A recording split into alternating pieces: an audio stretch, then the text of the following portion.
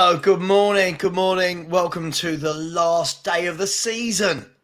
Kuva, it's the last day of the season. It's It says it in the title, doesn't it?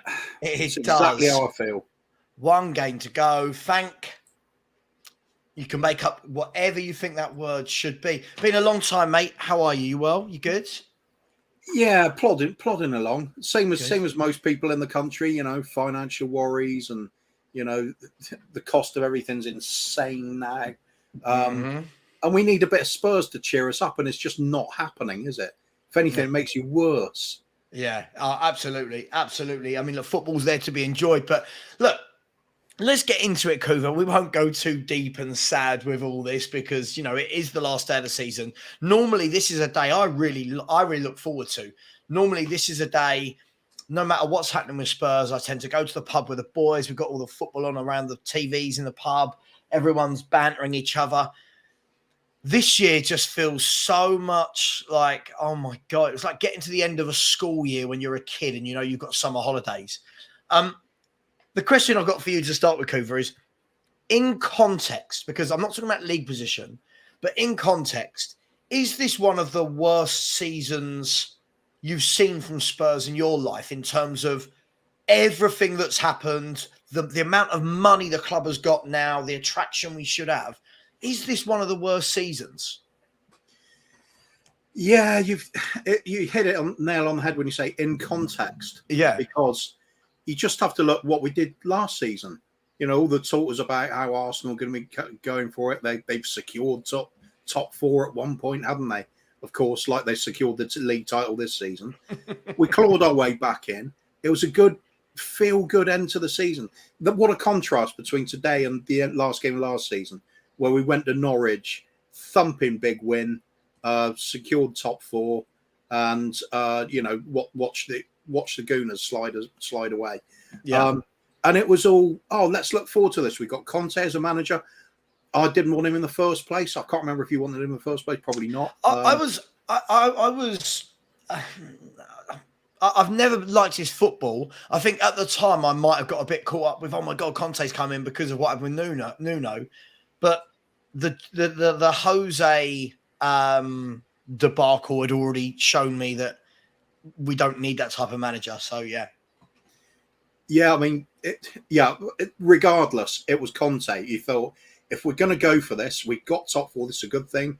Champions League football secured, money coming in. Perhaps we'll do something in the transfer market. And then the transfer market, that summer window. I remember, like, our mate Shawnee's always said, like, it's revisionist, people talking about that.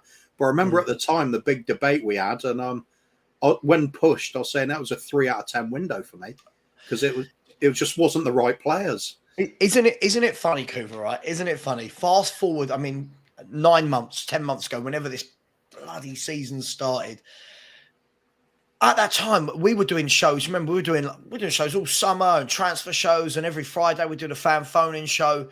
And people like me, like you, like Sean, and there were many others as well, saying, what a terrible window. This is dreadful. You had other people, do you remember, coming on going, oh my God, look, we've got 2 players now in every position. I remember one comment in particular absolutely haunted me. I thought, how can anybody be so delusional? Somebody said, this is the best transfer window in our lifetimes. Yes. Oh my God. Yes, they did. Yeah. And I do remember it was, you guys are too negative. What do you want? Who do you think we are? This is a great window. The problem I've had all season with this, if I'm really, really honest, and this isn't to knock Conte, I'm not. Look, everyone knows I don't like him, but that's not the point of this, was all those very same people that were telling us it was a great window are the very same people that were then going, oh, what's Conte meant to do? We had a terrible window. We haven't given him Conte-type players. And it was like, well, this is what we kind of said back in the summer. And look, it's not about who's right or wrong, but it's all come to fruition, right? What we thought in the summer generally came to fruition. We started like a house on fire, and then gradually cream either rises to the top or it doesn't, right? And we didn't. Yeah, I mean, it's standard for us over the last few years, isn't it? expectations come up at the start of each season, filter away very, very quickly. Right now, it's the usual manager saga, and we haven't even made it to the end of the season yet. Yeah. This already feels like the Nuno appointment coming up again. It's got there's a lot of similarities to 2 years ago, this time 2 years ago, isn't there? And really is. do you know what, Kuva? The funny thing is, right, you know how much I hate Enoch and Levy, but even I, and I don't know if you've seen in the last month or so, I've tried to remain kind of, I don't want to say positive, but I've tried to hang on to that 1 ounce of belief that, well, they've realised now. And what I've said to everyone is, don't worry, I'm not expecting a new manager until the Leeds game finishes, because the manager we want, I'm sure they know, is in a job and he'll sign and we'll all be really happy. And all I've seen in that month is just Nagelsmann, nope. Slot, nope. Enrique, nope. It's like I've got no more positivity left, mate. I don't know where to get it from. Saw your appearance on William Hill yesterday. Yeah. You didn't hold back there. It was straight in with the Levy and Enoch out. Got a big laugh from the audience and the rest of the fans there and stuff. But it's true. I don't think they were expecting. I think the thing is, when you go into, for anyone that hasn't seen it, by the way, I did make an appearance. I'm going to big myself up. I did do some filming last Monday with William Hill for their end of season finale. They're launching a brand new football channel, and I was representing Spurs. And what happened was, when I turned up, Kuva, I realized very quickly, you start speaking to people. We're in a forecourt area. Everyone's grabbing a bacon roll, whatever, having a chat, and you start working out who supports who. And within minutes, it's like everyone's known each other for a year and bantering about football. But what I realized very quickly was, I already knew this, people are very tribalistic. So even when I'm speaking to fans, I could tell who was a real honest football fan versus who will just do anything to back their own club to the hilt. Yeah. So when I sat on that sofa and and Nicole, the presenter, asked me about Spurs, I don't think the audience were thinking that I was going to go, yeah, we're a shambles. Like I think everyone thought I'd give it the whole, well, nice stadium and, we've got beer that fills up. So, hey, there'll be 50% of people watching that going, oh, why is this idiot representing Spurs? And then the other half going, yep, spot on. Yeah, you are what I would call an old school fan like myself. This club is about football first. It should be. What we have at the moment is the opposite. It's all about the state. The very fact that most people you see streaming, what do they have behind them? Usually on other clubs, you get them with their players lifting trophies on a poster on the wall behind them. With us, it's a picture of the stadium. What else are you going to have? Groundsman of the year. The fair play trophies, if we try and go for those, something like that. What was it? Oh, no, wait a minute. Greenest club in the Premiership. That's a good one. I swear to God, I'm going to try and get that on the wall behind me for next season. That'll be the trophy display. So it's just pathetic. Like you said, there's a sense of realism, or there's a sense of whatever some of the fans are like nowadays, which I can only think that they're like corporate junkies or something. It's like all the business side of it. Oh, how fantastic. Who cares about the business side of it? I just don't get it. It's about football, isn't it? And we are shambolic. It's the correct word. Can't organise anything. The very fact we're already in this saga, and it's been going on for what, 60 days now since Conte was sacked, something like that. It's already getting into Nuno territory, and like I said, we haven't even finished the season. So God knows summer's like. Yeah, it's mad. And by the way, for anyone that did want to see that, I've just put the link into the chat. Please watch afterwards. Please subscribe to the William Hill channel. I'll be doing some work with them once a quarter. That's God, I'm talking like leaving. I'll be doing every 3 months. I'll be doing a show with William Hill and other fans. Yeah, I mean, look, you've hit the nail on the head. It's very much like the Nuno debacle.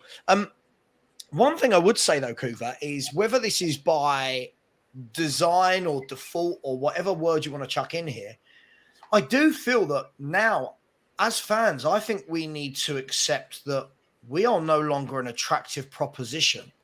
And what I mean by that is I'm seeing lots of the bookies put out who their favourites are. And look, this is 2 days old, but this is essentially what it was.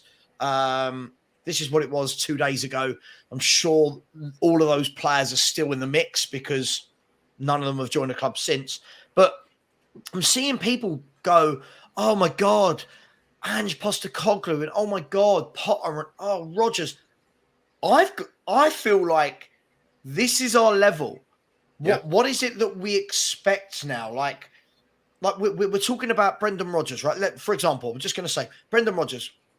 Me and you, let's put our feelings aside from him, and I don't know your feelings on him yet, but Brendan Rodgers is a seasoned manager, a seasoned Premier League manager, won an FA Cup. He's been in title races. He's been in top 4 races. And Spurs, a team that's about to finish 8th or 9th, we're all going, oh, not him. Potter was wanted by most football fans in the country before the kind of Chelsea debacle, which, let's be fair, wasn't his fault. We're looking down on him. Postecoglou, we're looking down on him. Have we got to wake up a little bit here, Kuva, and realise we've done the Jose route, we've done the Conte route. That's not going to work for us.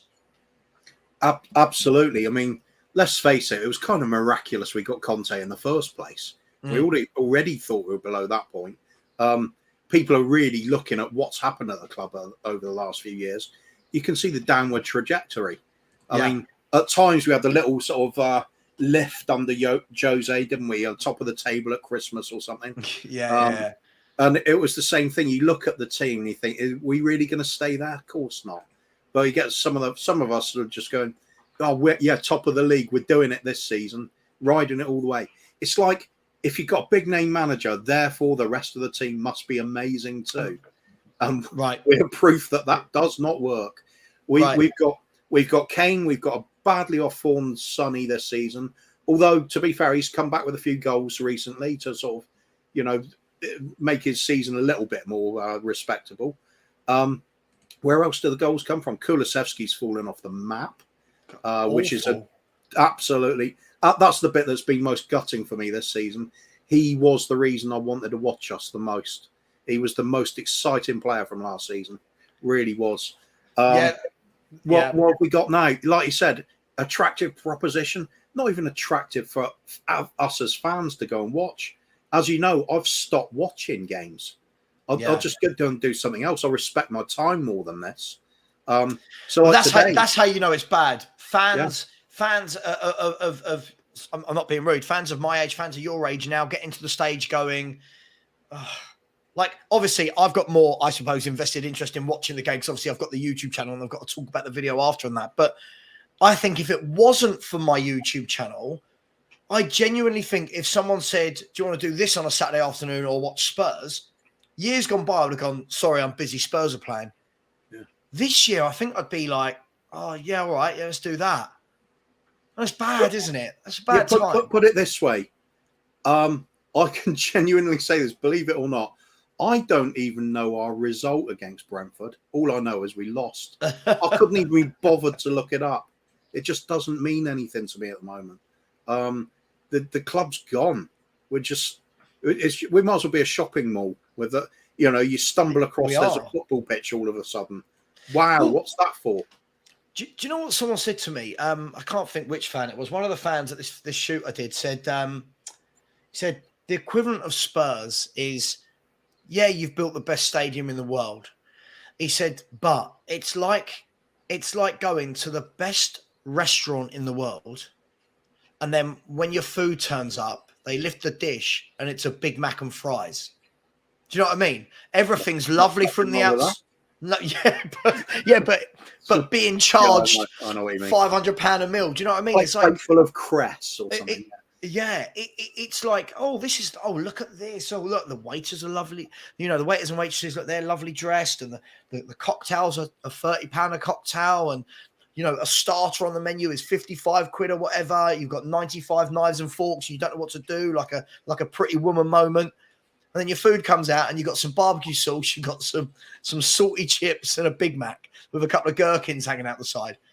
That's Spurs.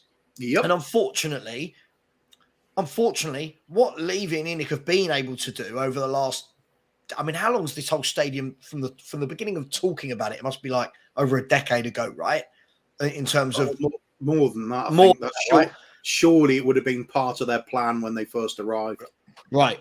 But okay, so let's say 15 odd years, right? This has pulled the wool over everyone's eyes that has been wait till that stadium's built and we can compete. That was it, wasn't it? We can compete when the stadium's done. But I think what people have forgotten in all of this is it's not just about how much money they chuck in.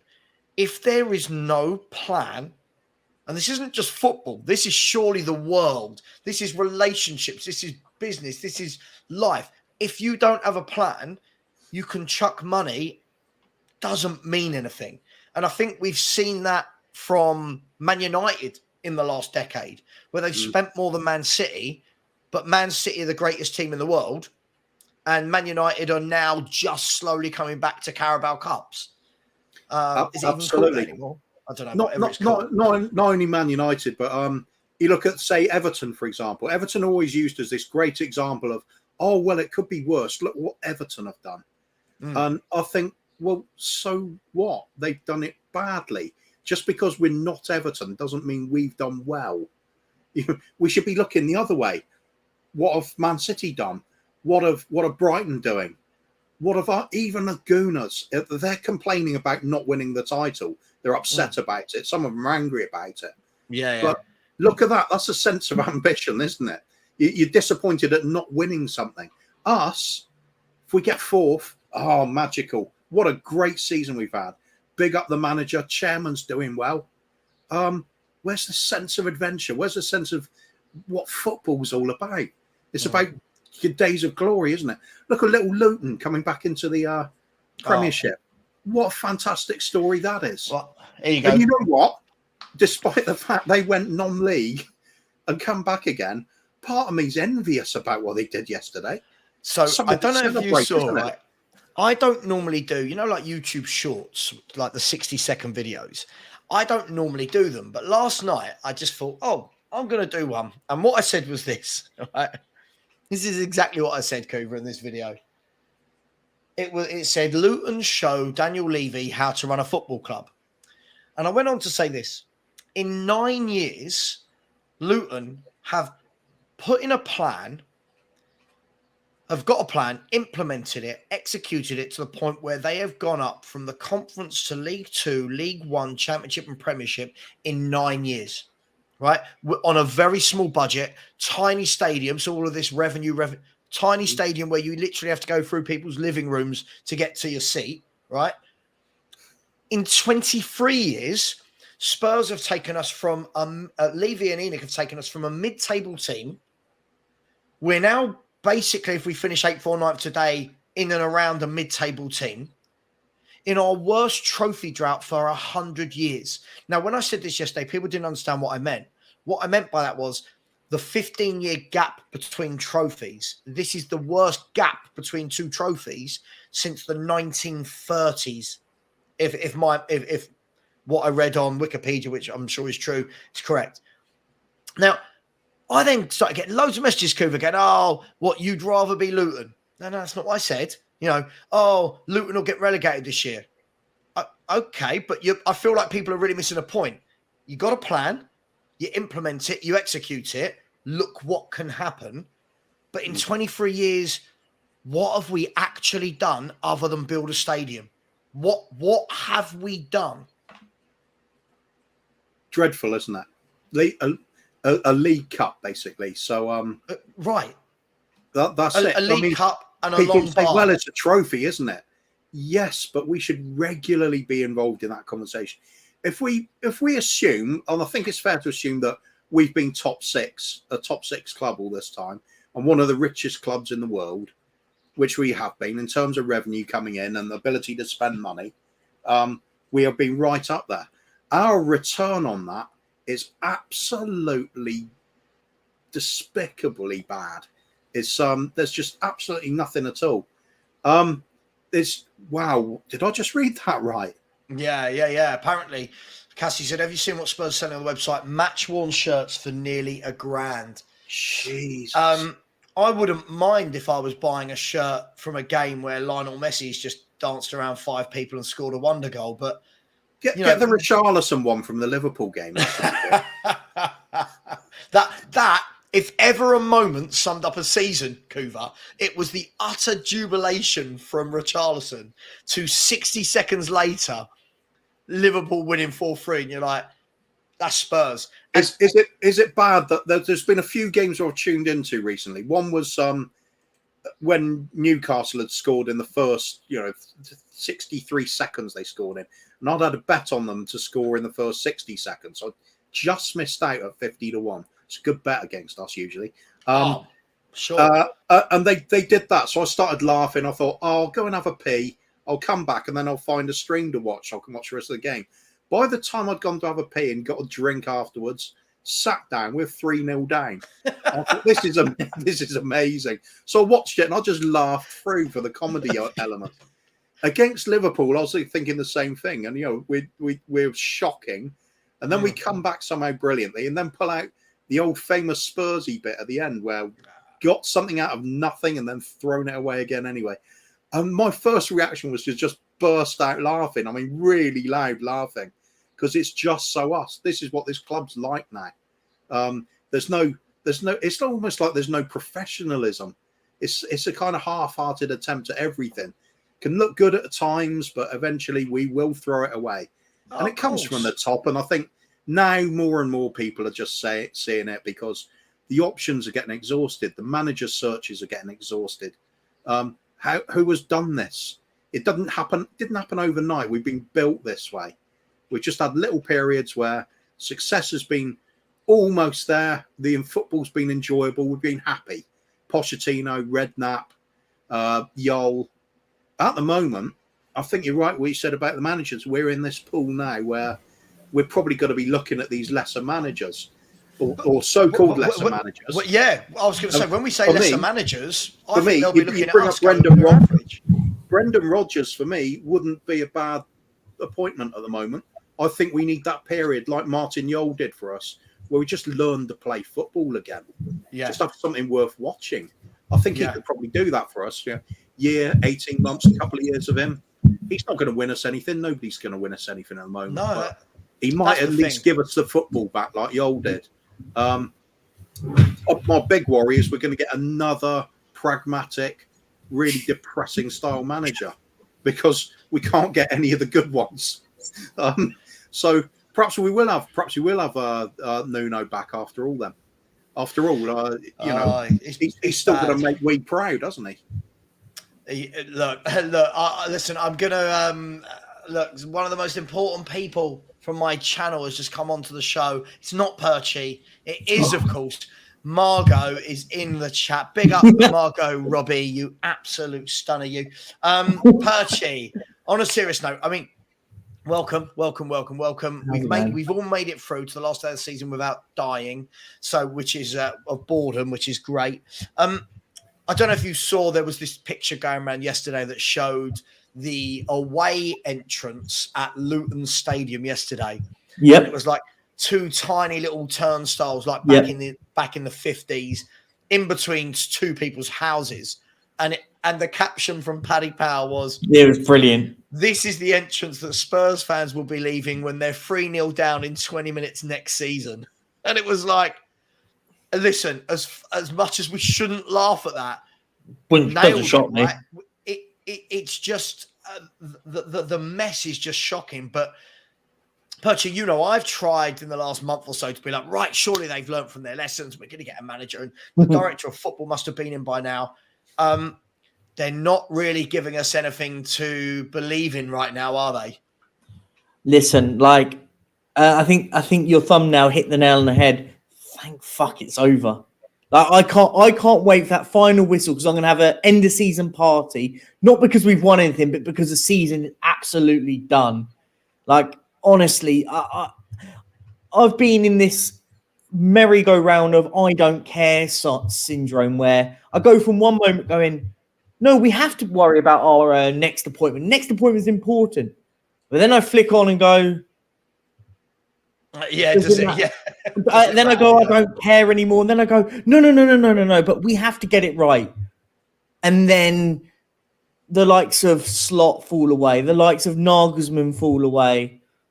And you just, it's Oh no, not Nagelsmann's back until the next few days when the season ticket renewals is over. Nagelsmann's back, and then when someone like Napoli come knocking for him, or someone like Real Madrid, do you know what I mean? Like, I mean, the fact is that Enrique's not happening because he's supposed to go into Napoli. I mean, that says it all, by the way.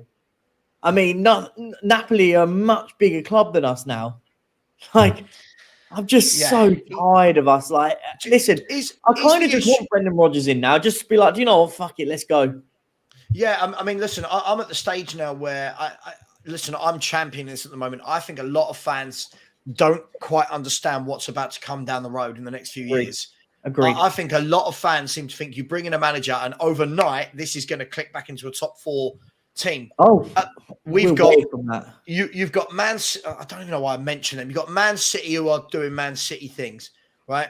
You've got Man United who are. Listen, I'm not saying they're back to their best, but they're looking like they're going to finish 3rd, 2 cup finals. They've won 1 trophy, and if they get bought out by the Qataris, God help us all, they'll be Man City level.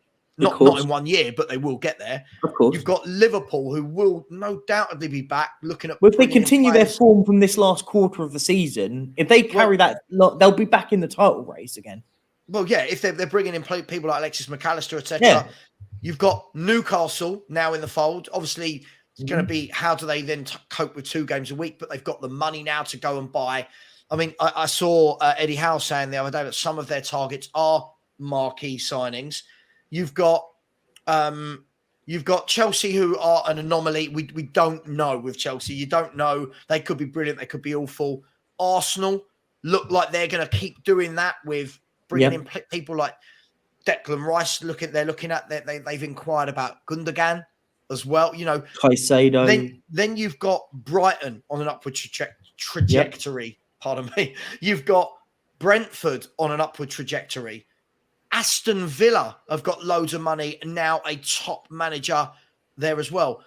I think people, and I bring you in here on this, Kuva, I think people need to realise that whoever the manager coming in is, this could be another year next season, no matter what the football is like, no matter who we bring in, of finishing 9th or 10th. And I don't think that's a bad thing, Kuva. I think we need to get over league position for a couple of years and worry about actually building a team that we can be proud of. Yeah, I agree. Let's first of all start off with Champions League. That's a thing of the past now. Yeah, sure. We're not getting there in a million years. Sure. I think you can rule that out for at least 10 years, as far as I'm saying. I agree. We've got a complete rebuild that's needed from grassroots level at this club. Everything's got to change. There's so far wrong now. The emergence of Newcastle, like you said, Sava, Man United about to be taken over. They're going to be a superpower again. Liverpool will be back up there. Chelsea will be back up there, despite what they've done this season. They might not be next season, but the season will happen. It will happen. It will happen eventually. Yeah. Well, it's what American owners do anyway. If there's a problem, we throw money at it until the problem goes. They will do that. By the way, I've just thought of a really good exploit, but you have to be billionaires to do it. You know, you get the extra spending power if you just taken over a club. You're exempt from some of the financial fair play rules. Right. Yeah. So you just get a couple of billionaires, say both Saudis in the same family, take it in turns to buy the club out year after year. Year after year, have a new owner. Yeah. That's the way. But there you go. Do you know, exploit for billionaires. You heard it here first. Wow. But do you know what I think? You're absolutely right in everything you said there, Kuva, by the way. But with us, I think, do you know what we need to do? I think before anything else, we need to learn to defend. And I don't mean tactically defend. We need to learn to defend. I mean, I've seen some of the work I've seen, and I genuinely put it out there, and I meant it. Some of the defending this season, you wouldn't get away with it at Sunday League. Like I've seen, there's Sunday League players. There's Sunday League players that have been on the booze the night before and have defended better than Spurs have this season. The second point we need to learn to score goals without Harry Kane. Yeah, very massively. very Massively. quickly. And I had this argument before, like, and they went, yeah, but other people will score. But the likes of Richarlison, Kulizeski, you can even throw Heung-min Son into the argument here. They're not scoring goals with Harry Kane, by the way. No. They've got one of the best strikers in the world, one of the best creative attackers in the world, and they're still not scoring goals.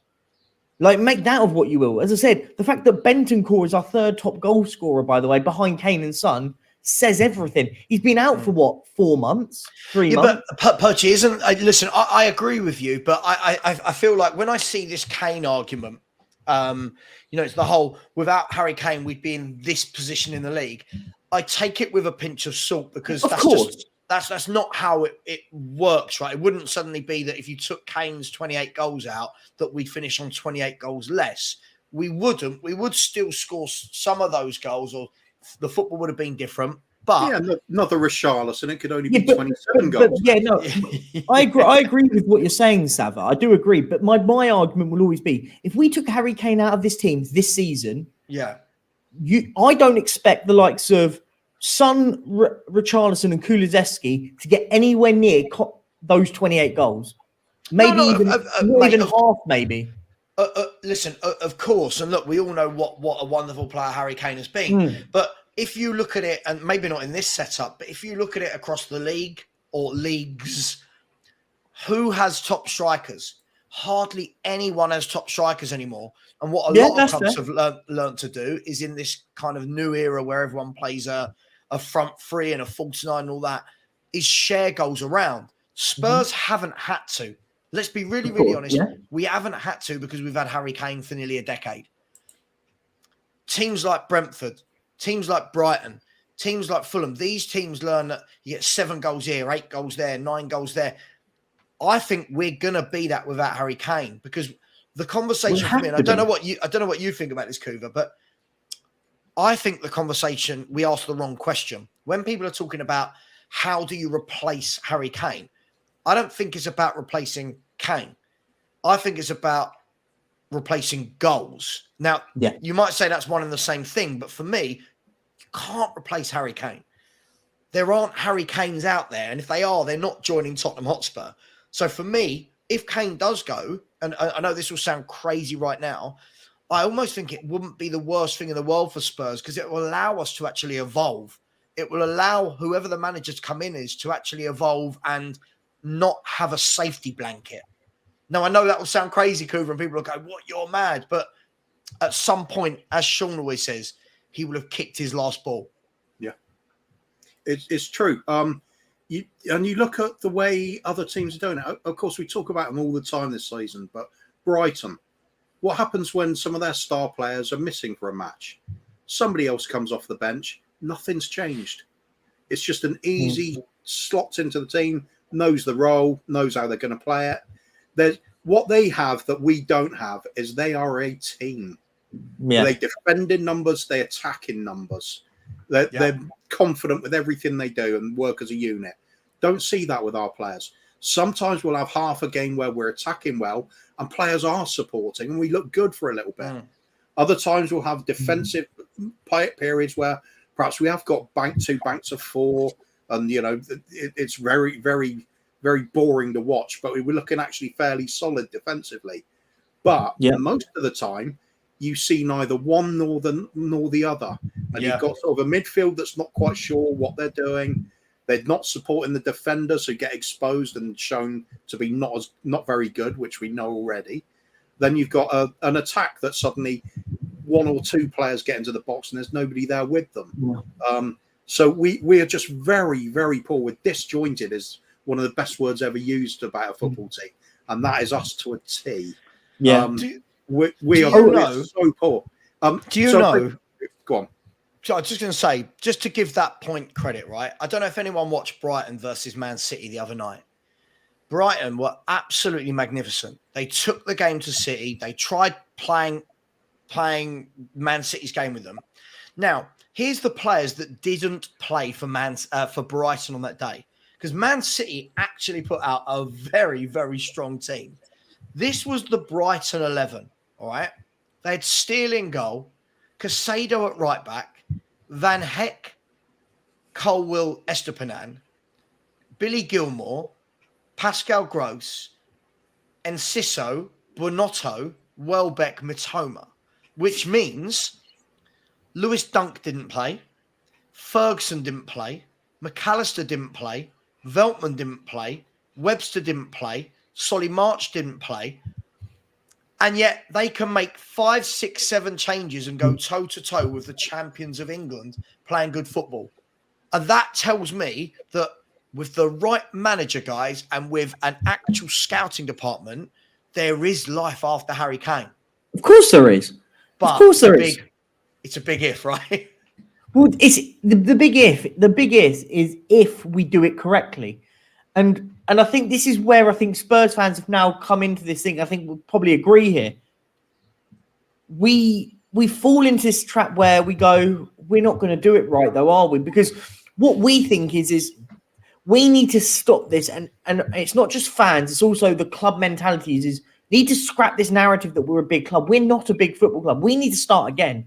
And as I said, Brighton is a great example. But I just wanted to touch on something that Kuva made a point about when you take out a big name. The greatest example was Brentford against us, by the way. Their star 20-goal-a-season man is out. And they battered us in that second half with the likes of Mbermo and Wissa was the other lad. Yeah, and the new guy, is it Kevin Sharder? Yeah, Sharder, yeah. When do we buy a Sharder? When do we buy a player that comes in and we all go, oh, this player looks decent. Never heard of him before, but he looks decent. But Savra, I just saw a comment on that. I think you pinned it just a second ago about, we're trying to look for this centre-half from Galatasaray.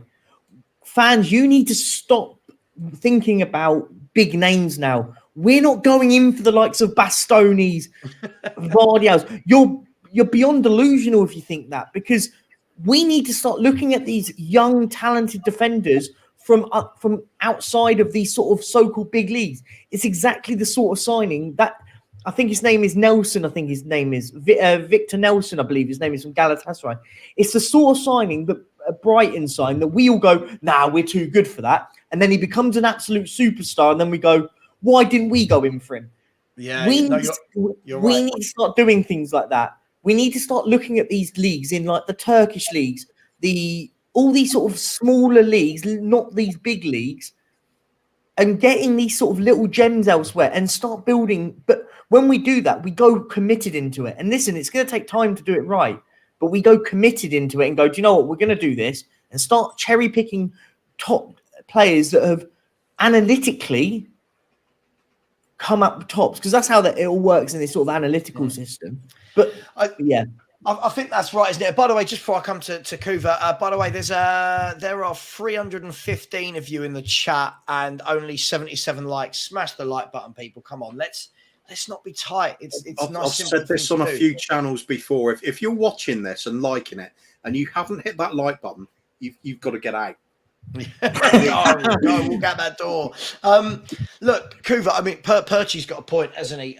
Look, as we started the show by saying, we did so many shows back last summer where we had transfer conversations, and any name that was brought up to Spurs fans in chat, and not all Spurs fans, sorry, but I'm just using figuratively, any name that was brought up that wasn't Bastoni, that wasn't a Lautaro Martinez, that wasn't a Barella, all our fans collectively go, oh, wouldn't want him.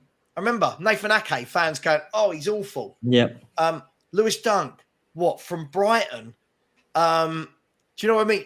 I mean, you can go on and on and on with players like this. Are we seeing now that we've got to stop hoping that we're gonna that we're gonna just keep plucking these players out of 50, 60 million with no plan and it's going to work? And what I mean by that is, look at Bastoni.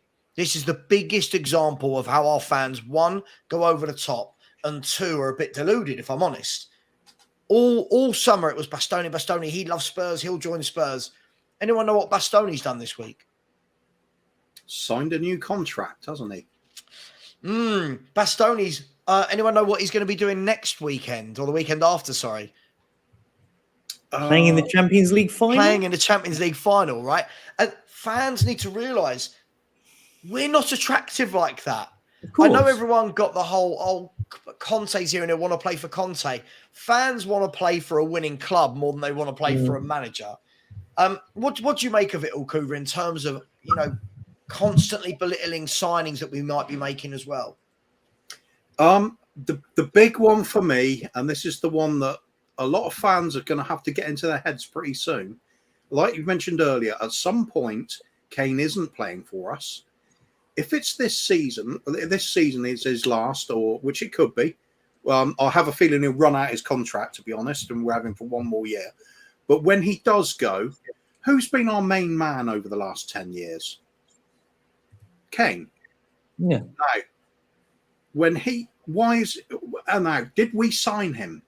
No. We only got him because he came with it from the academy. Yeah. Would we have signed somebody of his caliber? No. That's the reality we're going to be facing. Kane will go. There will not be a replacement. We are going to have to find a new way of playing, and that involves teamwork. That's why the likes of Brighton and Brentford are role models for us at the moment, because otherwise we are in big trouble. Yeah. We are going to be Chelsea next season. Otherwise, we're going to be that disjointed team that can't find a way to score, doesn't defend particularly well either. We need a man in that can draw it all together with a group of players that hopefully, and I mean this, I can't believe I'm saying this, but I'll kill for what the sort of thing Arsenal have done. Just going out and identify decent young players, get them into the team, and just give them some time to see what they can do with a manager that believes in them and they believe in the manager. They ridiculed themselves saying, about the process and everything. But from an outside point of view, although we like to rip them, and we ripped them this season for bottling it, ultimately, you can see where they're going. They could add to that. A few more quality signings, a little bit of steel in the team somewhere.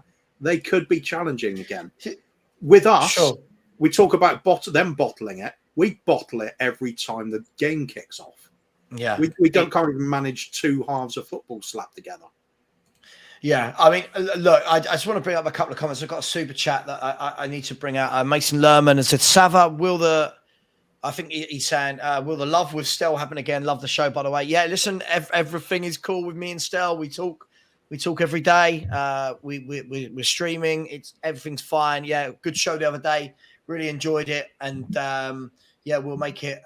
We'll do some more stuff over the summer. So all good there, my man. And thank you for the super chat.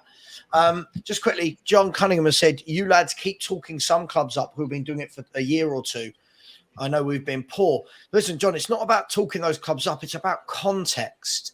The context is that clubs like Fulham, Brentford, Brighton, look at their budget and their history compared to ours, and how are they able to do this? I'm not saying we won't finish above any of those three clubs next season, but we should be finishing above all of those clubs every season because of the infrastructure we have got in terms of the way the business is run. Notice I said business, not a football club. So I'm not saying I want to be Brighton, but these clubs can do it. We can't. And can I just to sort of go back on that, by the way, for saying, when you say, they've been doing it for 2 or 3 seasons at Brighton and Brentford. No, those two teams were in League Two less than a decade ago, by the way. They were competing in the bottom tier of the Football League. They've got themselves from that to be both Brighton are at one point were going to go bankrupt, by the way. And Tony Bloom took them to the Premier League. And I've forgotten his name. Bellum is the one that took Brentford up. So let's not discount that. They've done it maybe 2 or 3 years in the Premier League, but they've been doing it for nearly a decade from League Two, building themselves up. Yeah, absolutely. And Ron, I think this for me, no offense, Ron, big up yourself, mate, but this sort of comment for me is exactly everything wrong with our football fans, if I'm honest. It's straight away we look at the club and laugh. I bet no one can tell me where Matoma came from Brighton, right? Look at that kid that's been playing the last 3 or 4 months of them, and Cisco. Yep. Where'd they get him from? I bet the clubs they got these players from weren't as big as Galatasaray. Nope. Right. They got them from some random team in Ecuador, by the way. Right. They got that young guy. They got that young guy Bonatoni. Look where N'Golo Kante come from. Yeah. Look where Riyad Mahrez came from. Look, I feel like we're belittling these clubs when we are an absolute shambles ourselves. Come on, be fair. There's only one adjustment this sentence needs. Just replace Galatasaray with Tottenham. Yeah, right. Yeah, that is exactly bang on. So for me, I want to stop. Listen, there are certain things I don't want to see, right? There are certain players I think we all know that we'd look at and go, oh, that's not a Tottenham player. But I want to have a director of football in that I trust. I want a director of football that if he goes and signs a 21-year-old from FC 20, just for example, but I could have picked any team in Europe there. I want to have trust in them, Kuva, that, okay, he knows what he's doing, this guy. He knows what he's doing. They must have a plan for how this guy fits into our team. And to get to that point, there's going to have to be pain. There's going to have to be a lot of trial, a lot of error, a lot of pain. They're not going to get every decision right. But that's got to be implemented this summer, hasn't it, Kuva? It's got to be. Yeah, you say it's got to be. Yeah. As far as fans are concerned, it's got to be. But what do we do at boardroom level? Kick the can along the road. That's all it's ever going to be about. Doesn't matter. The can is Harry Kane. We're not getting it. We're not getting it. Sorry, Dingo Yid. When you said Spurs could buy big if Levy had some balls, it's not just about buying big. It's about buying right. Yeah, we spend money. If people need to miss that, we spend money. We do spend money, but the problem here for me is as well, we're not attractive to the big players that people want to buy. Yeah, people go, oh, I'd love it if Spurs showed some guts and went and got Declan Rice or Vardiel. Why are these people joining Tottenham? We're all sitting here saying our club is a mess. Do you not think their agent's going to say to them, don't go to Tottenham? Yeah. Who would you rather go to right now? Would you rather go to Arsenal or Tottenham? Let's be frank and honest. Put your Spurs hat down. If you're a football player right now, you'd rather go and play under Mikel Arteta at Arsenal. Let's be frank and honest with it. Look, people don't get it. People don't get it. When you say lowering Spurs standards, please stop thinking about trophies. It is miles away. We've got to build it. I give up. Listen, when you're saying lowering Spurs standards, the standard has been lowered because of where we're finishing in the season. We potentially could finish 9th this season. We're the reason why. It's not because we're doing it. We have to be realistic and sensible, by the way. Yeah, I think the thing is, we've been trying the instant fix for so long and made such a botched job of it that we're now forced into a long-term rebuild. Yeah. There's no way around it. We cannot buy in the sort of 10, 12 players we need for a squad fit enough to challenge for trophies. Yeah. It's we are miles off it. So we've got to start off in a more not mediocre, but a more modest way. I look at who Brighton have just signed as well, and I think that's a good move. That's João Pedro from Watford. Yeah, right. Really talented youngster. That's the sort of person we should be looking at. Not trying to get these ones that have so-called, big name signings like the Richarlisons, wasting money on, well, as far as I'm concerned, on the likes of Dan Juma, who is not up to that, what we want, the Champions League standard, which we're hoping for. I'm not hoping for that, by the way, just so you know. No. Hoping for it, surely. Believing we're going to get it. Not yet. Yeah, but I think it comes back down to that having your feet on the ground, doesn't it, right now? Like, yeah, of course. Because not only do we look at ourselves, as we said earlier, you've got to look at all the teams around us. And it's hard. It's going to be harder than ever next year to get top 4. But I keep seeing this a lot, like that comment I brought up just now with taking us away from trophies. I hate to say it. We are so far away from winning anything that I just want Spurs to go back to basics. As you said, Perchy, learn how to defend on a basic level. Agreed. Learn how to play the ball through midfield to a basic level. Learn how to score goals without Harry Kane. We can't even do that. And people are talking about where we should be buying top players that win us things. If you don't have a system, It does not matter. Man United did it for years. Look at Chelsea this window. Chelsea, the players Chelsea have brought in aren't bad players, but they had no system, no plan. Poch will sort that out. Yeah. Poch will get them playing like a team, like we know he can. But I want to talk about this, guys. I want to talk about, and I think I've got another super chat, so apologies. Peter Hart, big up, has said, Spurs, a successful business, not a football club. Absolutely, Peter. Absolutely is what we need to come away from. You're spot on, my friend. Even that side of it, you've got to question some of that as well. The fact we haven't got a ground sponsor after all this time. The fact we're still paying, what's his name? Todd Klein? Todd Klein, that's him. Who came in just to get the ground sponsorship sorted out. I think the problem with that now, and do you know what? I think the sponsoring of the stadium is going to be even harder now, by the way. They should have got it done. They needed to have got that done when we were sat in the Champions League, because now, let's be frank and honest, we're now not, they need Champions League football for a sponsor to go in and say, fine, we're going to put big money on it because you're in the top tier of Europe, competing at the highest level. We're so far from that. And this is another thing, just to sort of sidetrack on it. When people worrying about when we're going to get back into the Champions League, forget about it.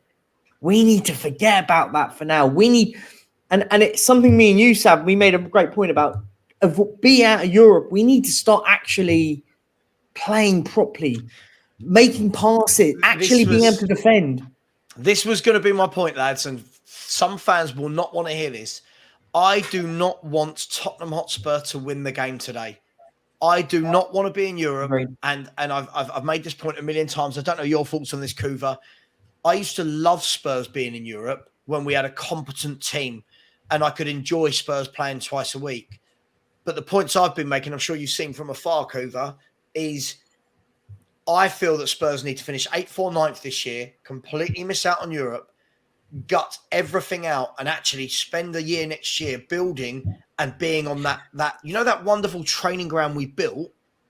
Yeah. I think they need to be there with the manager rather than flying all around Europe every single week, playing game after game after game when we've not got the capability to do it. So I don't want to win today. I'm not saying I want to lose. I just do not want to win and get European football. Where are you with it, Kuva? Well, first of all, I want us to get absolutely hammered today and leave reach peak volume in the ground, because they won't be playing music over that. Because we're away. So apart from that, I think it all depended on who we were going to get as a manager. If it had been Arne Slot, and we're talking about this rebuild from a youthful perspective, bringing an attacking style of play, I would have been all for getting the Conference League. In fact, I still am. I think it's a trophy we should be able to go for, even if we're sending our academy players out for a lot of these matches. We should still be in the running for it. Would love to grab a trophy. European football, still love it. I remember the amount of years we had to go with none whatsoever. And it was painful watching sides go up there. I remember back in the day watching little Norwich City going into Europe, doing really well. Yeah, and they just sat back doing nothing. Is that with like the likes of Jeremy Goss? That's right. Yeah. I remember. Yeah, some of our old boys as well. Mark Bowen, he was a king from us as well. Ian, was it like Butterfield? Sutton was up front. Rolf Fox on the wing. Yeah, I remember that. Good team, that. Good team. It was on the Scots forward as well. Robert Fleck, he was a good little player. Anyway, back in the day, that I remember what it's like not having Europe, and nowadays we take it for granted. I don't want to get like that. I want us to be in it. It doesn't mean we have to go all out full strength team in the early rounds. Of course not. Put the youth players out, give them some experience, competitive football. It doesn't matter that it's not at Premiership level either. You can use it as a tool to enhance reputation as well. If it's people say it's a Mickey Mouse competition, I'll disagree. It's still Europe. But if we do get to the later stages, my issue, Kuva, my issue isn't the standing of the competition. By the way, my issue isn't, oh my god, it's only the I get it. My issue is very much along the lines of we can't even field a good 11 at the moment, right? And yet, if we go into Europe next year, we need to field a good 11. Then we need to have enough players to rotate to play every Thursday as well. Now we put the manager in a bit of a bind, because some people will say, right, go all out to win the Conference League. If the manager then doesn't do that and puts in some of the fringe players and young players, Kuva, people like you and I'll be happy with that.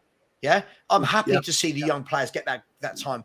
Other people will go, oh, our best chance of a trophy and we've not done it. But at the same time, if we played our best players on a Sunday, then on a Thursday, then on a Sunday, then on a Thursday, you're then back into the realms of players getting burnt out. Yeah. Mm-hmm. Squad players not getting a chance. It's a real tough situation to be in for me. I just feel that 1 year out of it to actually, I don't know, build a team.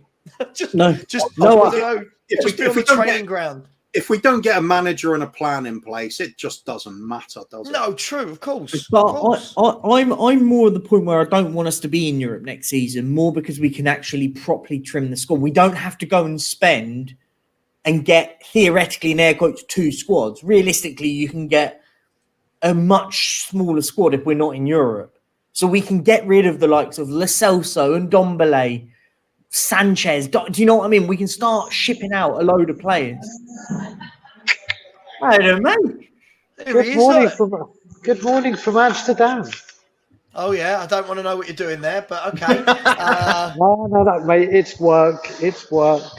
Of course it is. It's all right. Your secret's safe with us and the rest of the internet. Brian, yes, where do you stand on this? Do you want European football next year? Do you want us to beat Leeds today, or are you happy to see us lose and it just completely crumble even more than it has? Very much the latter. But first of all, have a big up for what you said on the thing that you sent me with your show you did in Manchester. So very well done on that. With William Hill. Yeah, go and subscribe to William Hill. I have to say this now. They've paid me. I've got to say this. Go and subscribe to William Hill's channel.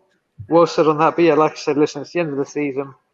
All I care about is the antics that go on in the away end today, and I know there's going to be a fair few. So yeah, there's going to be a few extra special things happening in that away end today. So keep your eyes peeled. That's all I care about. It's all I care about today. This season's dead and buried. Season's done. I do not want Conference League football.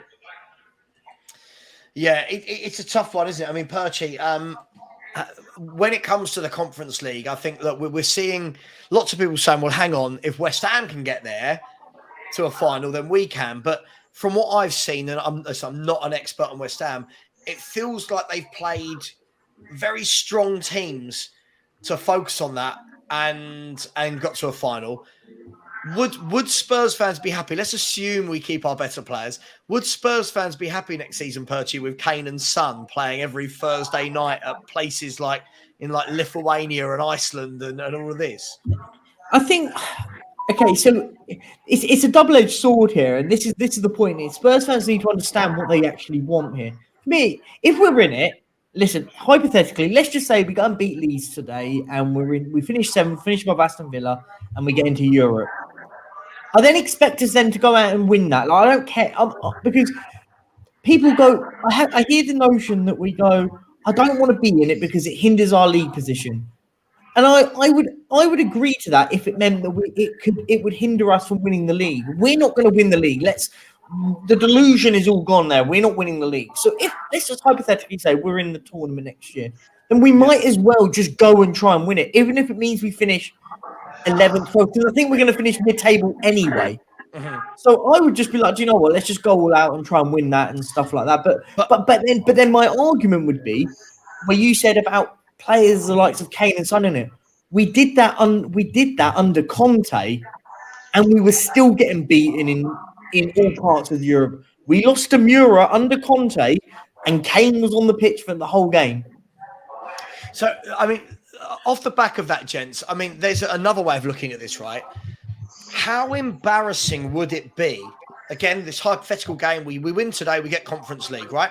How embarrassing would it be that we go all out for the Conference League and don't make it out the group or don't make it to the final? because that for me, I know. Listen, you can't ever listen to what other people think, but that will be a laughing stock, surely, like we were last time when we got knocked out to Mura. Kuva, what do you think about that? Well, it's a risky run anyway, isn't it? The point is, you still compete for it, as far as I'm concerned.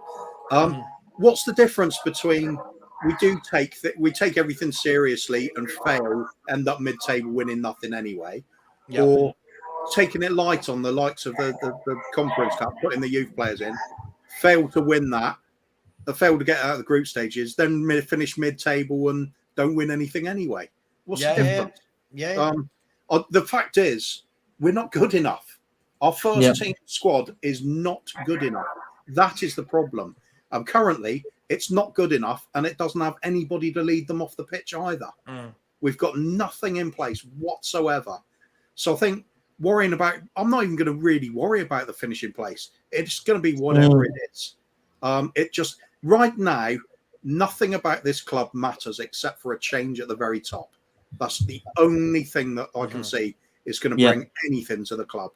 Whether that is what we all hope, and they sell up and just get out, or whether it's an absolutely cataclysmic style of change where Levy's going to relinquish the reins to the next man down, not interfere in any of the transfers or decision making when it comes to football. For that to happen, for me, is more miraculous than them selling. So I think it's probably the crux of the whole divide and the Levy out argument, really. But we'll stay away from that one now, because I know it's point. But I think Kuva, what will be, right? It's just an acceptance of what we are at the moment. Which is a mid-table club. We are. Yeah, I mean, look, absolutely. I mean, look, Brian, it's a difficult one, right? Because sorry, let me unmute you there. Yeah, it's a difficult one because first and foremost, we don't have any say as to over being in Europe or not. That will all be down to today. If we win, I think we get it. If we lose, we don't. Well, we need Villa to lose it if we get it as well. If we get it, we've now got a summer, right, where you've got all these loan players coming back. Does being in a European competition next year actually force the hand to keep some of those players that we would have otherwise let go? Because let's be honest, you're not going to buy and sell 20 players either way in one window. So could it be that forces us to keep a Lo Celso that we didn't want, or a Reggie or an Ndombele, because we need squad numbers as opposed to building a team that plays once a week? Do you know what? First of all, you mute my mic, and then when I am about to speak, these two turn the cameras off. Have I done something here? Is something going on? No, I'm only joking. Listen, I think for me, Sever, I think it all depends on if they're going to go for it or if they're going to bleed youth. If they're going to bleed youth and play predominantly youth, maybe not.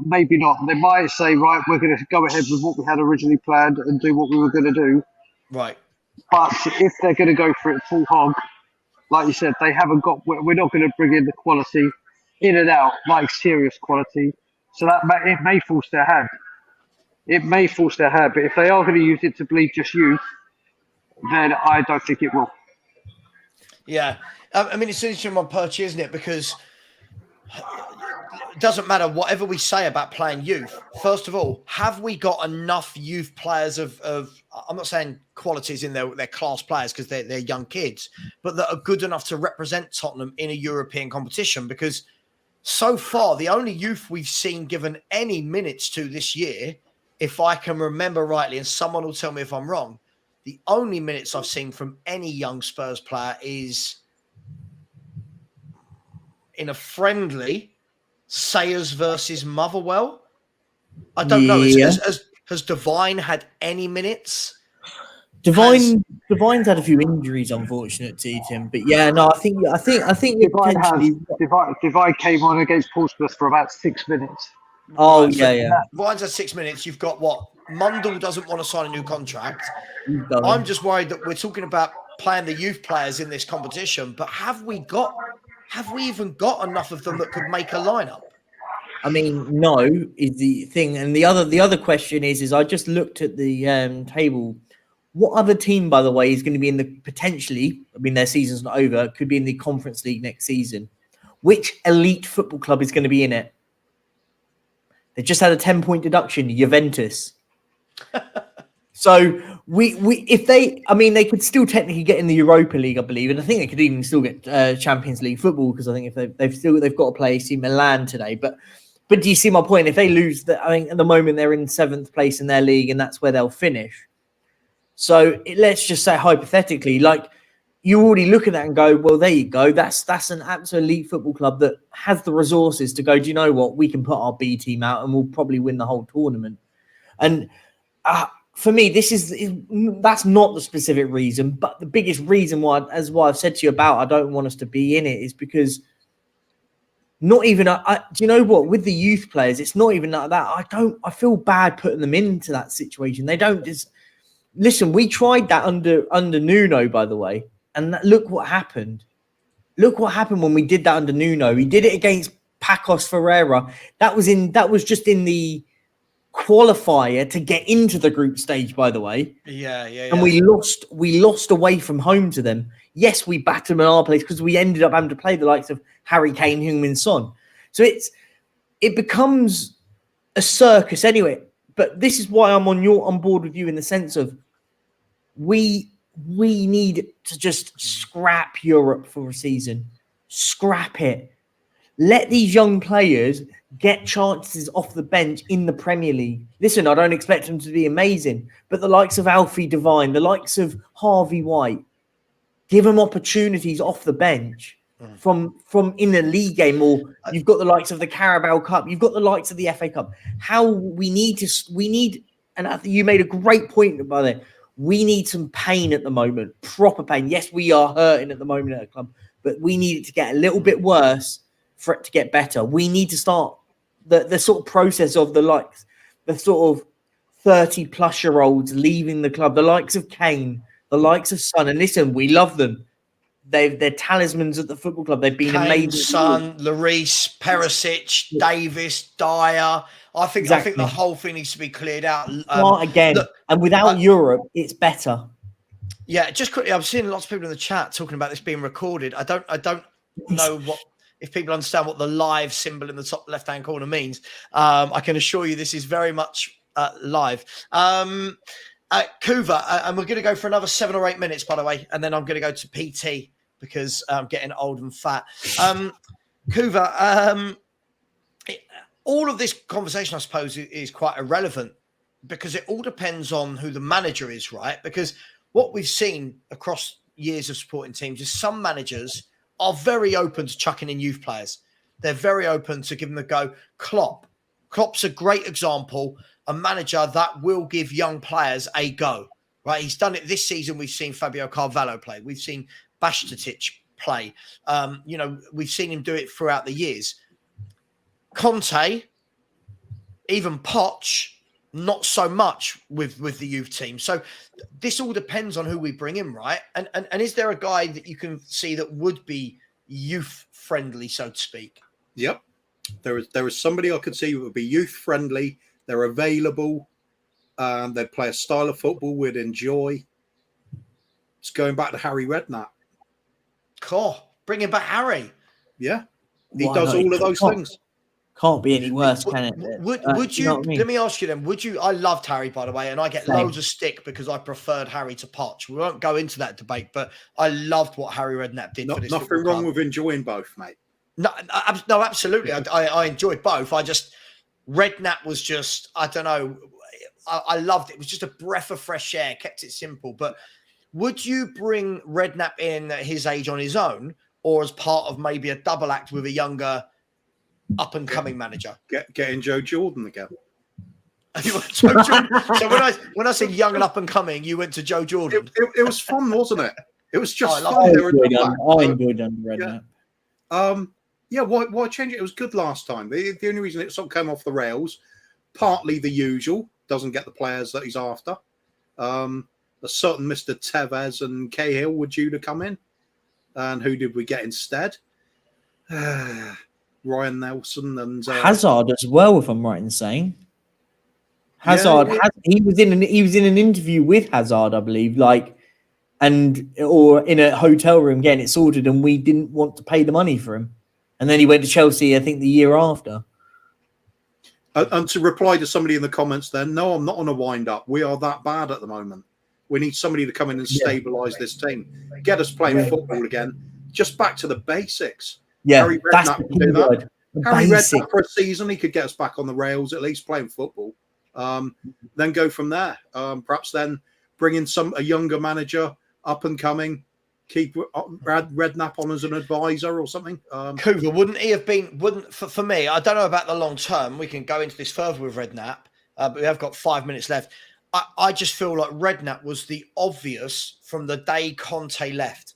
I thought Redknapp was the obvious. Bring him in, steady the ship. Yeah. Put your arm around the players. I think everyone would have respected him because of his career in the game. For me, going to Stellini, then Mason, that could have been Harry Redknapp. And I think Harry would have kept it simple. Harry would have just gone, right, you're a winger on the right, go out there. You're a winger on the left, whip balls into Kane. Do you know what I mean? You sit in front of the back four. You'd see the worth of some of the players going forward with an attacking sense of direction. Because we know what Redknapp does. He doesn't worry too much about the tactics. He says, go out there, enjoy yourselves, express yourselves, play a bit of football, keep it simple. So that's what I loved about his playing the first time around, Kuva. I mean, and just for those people, listen. By the way, that wasn't a knock on Poch at all. By the way, I liked Poch. Wasn't a knock on Poch, but for what and I'll bring you in here, Dave, in a second. But it's really loud, so I'm going to mute you for a second. From where Redknapp picked us up when we were bottom or second bottom of the table, hadn't won in our opening 8 games. I think we got 2 draws and 6 defeats. He picked us up, and immediately the morale, he got us from second bottom to finish 8th, kind of like what Emery's done this year with Villa. Yeah. Then 12 months later, so 18 months after he joined us, we finished 4th for the first time in the club's history. But he built, again, it wasn't superstar signings. When you look at it, people like Chorluka came in. People like Wilson Palacios came in. Jermaine Defoe. They weren't superstars. Crouch. But he had a way of knowing which player to use, who's going to get the best out of him. And I bet you they all loved playing for Harry. Loved it.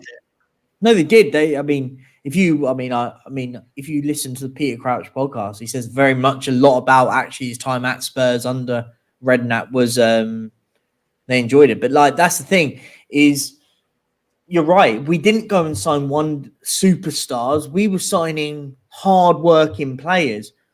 Like Crouch, you people questioned his ability, but he was hard-working in the final third. Same with the likes of Defoe, hard-working. It's a great analogy. If you use that Redknapp team and compare it to now, you could argue. I mean, people talk about certain individuals at the club and they go, apart from really Harry Kane, have we got many hard workers in our team? Hard workers may not be the best ability wise, by the way, but hard workers. Can anyone think of any? I mean, look, you could say Højbjerg works hard, but for me, just completely lacks the ability and quality to go with it. But Richarlison too, that's fair.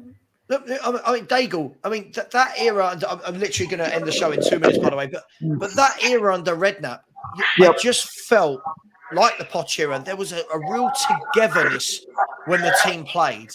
I never watched the team and didn't understand the identity or felt that. I never looked at that team and went, "Oh, why is he picking him or him or him?" Yep. I mean, I'm happy when you listed the players that came in. You mentioned one for me. Wilson Palacios was our player of the season. Wilson Palacios, when we got him, was when Patrick Vieira's and midfielders like this were winning football matches and revolutionising football in that position. Palacios came in like a pit bull, and for that year that we got Champions League football, he allowed all the attackers to do what they had to do. He was incredible, and like you said, that's what Harry Redknapp does. That's what Harry Redknapp does. So Yeah. right in front of me, a guy walking past me, who's actually an Arsenal shirt. Um, Get him on. Get him Get him on. on the screen. Get him on the screen. Get him oh, on. mate. You got the wrong shirt on. That should be a Spurs shirt. It should be a Spurs shirt, my friend. Jesus Christ. Why not?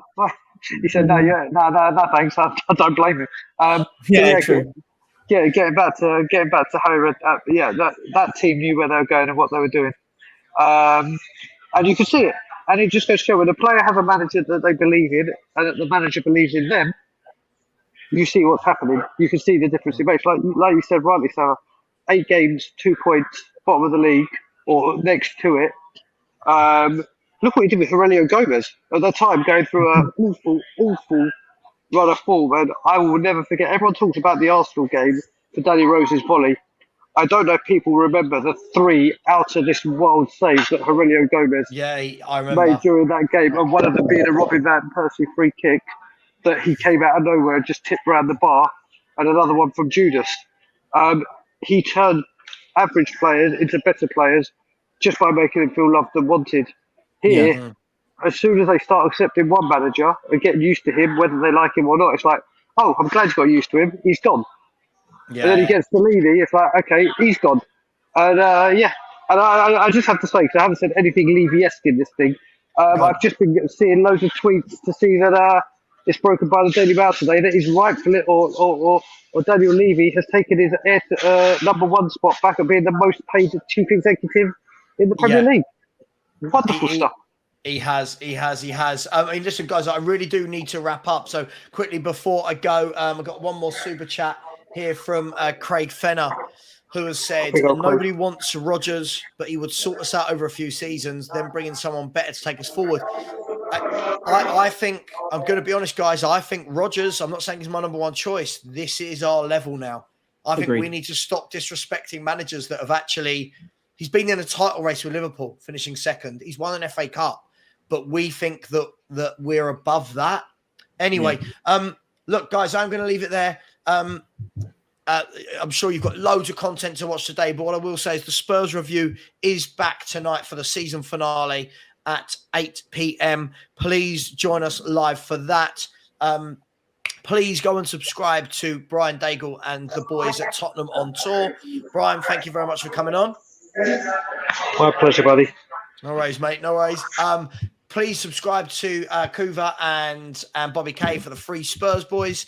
Please get over there and give them a like and a subscribe. Subscribe to the Perchy TV as he chases down 1K. And please like this stream if you haven't already. Please subscribe, as I've just had another 20 subscribers during this show alone. So thank you very much for that. As I chase down 5,500. So please smash that subscribe button. I'll be doing an instant match reaction after the show for 10 minutes. Then the Spurs review. And then I'm sure over the summer, we're going to have lots and lots of transfer rumors to discuss and moan and bitch about.